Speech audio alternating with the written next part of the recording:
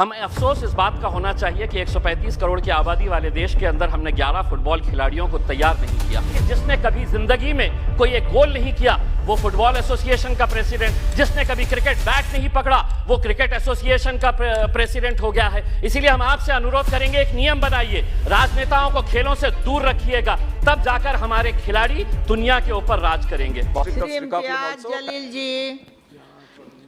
अध्यक्ष महोदय जी, हमारे स्पोर्ट्स मिनिस्टर, स्टेट मिनिस्टर दोनों भी यंग है, यकीनन उम्मीदें हमारी ज़्यादा बढ़ जाती है। मैं आपको कुछ बातें बताना चाहता हूँ। मोरक्को बहुत छोटा सा देश है, लेकिन जब ब्राज़ील को हराया तो शायद ब्राज़ील ने कभी सपने में भी नहीं सोचा होगा कि मोरक्को से हम हार जाएंगे। मेसी की अर्जेंटीना को जब सऊदी अरब ने हराया तो अर्जेंटीना ने कभी सोचा भी नहीं होगा कि सऊदी अरेबिया हमें इस तरह से हरा सकता है करके। लेकिन ये दोनों टीम्स, चाहे वो मोरक्को हो या सऊदी अरेबिया, जब मैदान में उतरे होंगे, उन्होंने पिछले 5 सालों से लगातार मेहनत कर रहे हैं ये सोचकर कि हम उतरेंगे तो हम जीतेंगे करके। हमें 135 करोड़ की आबादी वाले देश के अंदर हम लोग क्या कर रहे थे उस वक्त? हम टेलीविज़न के सामने बैठे हुए थे और हम ताली बजा रहे थे। खिलाड़ी कोई और था मैदान के अंदर, लेकिन हम खुश हो रहे थे कि देखिए कितना अच्छा गेम हो रहा है करके। उसमें हमें अफसोस इस बात का होना चाहिए कि 135 करोड़ की आबादी वाले देश के अंदर हमने 11 फुटबॉल खिलाड़ियों को तैयार नहीं किया।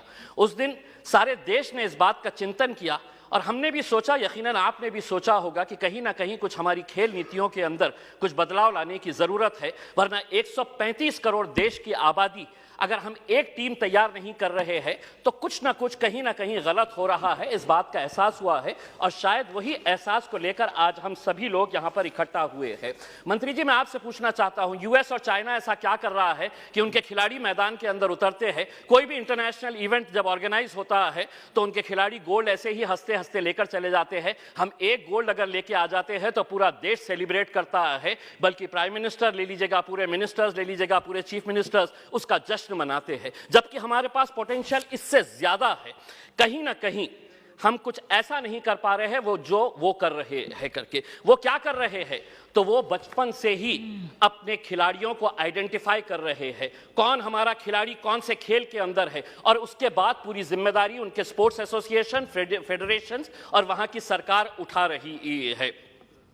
हमें मंत्री जी हमारे शॉर्ट टर्म गोल्स और हमारे लॉन्ग टर्म टारगेट्स क्या होने चाहिए, इसको आइडेंटिफाई करने की ज़रूरत है। मंत्री जी, मैं आपसे अनुरोध करना चाहूँगा, एक सर्वे करवाइएगा पूरे देश के अंदर कि कितने ऐसे स्कूल्स हैं कि जहाँ पर स्पोर्ट्स टीचर्स मौजूद है। पूरे देश के अंदर, चाहे वो प्राइवेट स्कूल्स हो या गवर्नमेंट स्कूल्स है, स्पोर्ट्स टीचर्स कितने स्कूल्स के अंदर है। एक सर्वे करवाइएगा कि कितने स्कूल्स के अंदर प्लेग्राउंड्स मौजूद है। एक सर्वे करवाइएगा कि अगर ग्राउंड मौजूद है तो स्कूल के अंदर क्या एक फुटबॉल है, एक क्रिकेट का किट है, एक रेसलिंग का मैट है, क्या वहां पर बास्केटबॉल के लिए कोई सुविधा है। एक सर्वे करवा लीजिएगा पूरे देश के प्राइवेट, और तब आपको पता चलेगा कि हम लोग अगर खेलों के अंदर पीछे है तो इसकी वजह क्या है। अध्यक्ष महोदय, मैं आपसे के जरिए मंत्री जी से यह अनुरोध करना चाहूंगा, 75 साल देश के आज़ादी के हो गए हैं, हम वैसे भी करोड़ों रुपया ऐसे वैसे कामों के ऊपर खर्च कर रहे हैं। मंत्री जी ये जिम्मा उठाइएगा कि 75 साल देश की आज़ादी के मौके के ऊपर हम हर स्कूल को एक स्पोर्ट्स किट प्रोवाइड करेंगे, जिसके अंदर एक फुटबॉल रहेगा, एक रेसलिंग का मैट रहेगा, एक बैडमिंटन के लिए, एक वॉलीबॉल के लिए जो नेट लगता है वो रहेगा। अध्यक्ष महोदय, एक मिनट, मैं सिर्फ सुझाव दे रहा हूं, और उसके ऊपर लिखिएगा कि अगर खेलेगा इंडिया तो जीतेगा इंडिया। उसके ऊपर आपकी तस्वीर लगाइए, आदरणीय पंत प्रधान जी की तस्वीर लगाइए, और एक 75 साल का तोहफा बोल के देश के तमाम स्कूल्स को आप ये दीजिएगा। हर राज्य के अंदर 4 कम से कम स्पोर्ट्स यूनिवर्सिटीज होनी चाहिए। मेरे शहर के अंदर थी, पूना वालों ने उठाकर उसे पूना लेकर चले गए। हम जमीन ढूंढते रह गए और उन्होंने कहा कि नहीं, हम पूना लेकर चले जाएंगे। 4 स्पोर्ट्स यूनिवर्सिटी जिसका फोकस एरिया यही होना चाहिए, sports education, sports management, sports science, sports research और स्पोर्ट्स न्यूट्रिशन। मैं मंत्री जी आपको बताना चाहता हूं, औरंगाबाद के अंदर एक स्पोर्ट्स अथॉरिटी ऑफ इंडिया का साई का एक्सीलेंसी सेंटर है।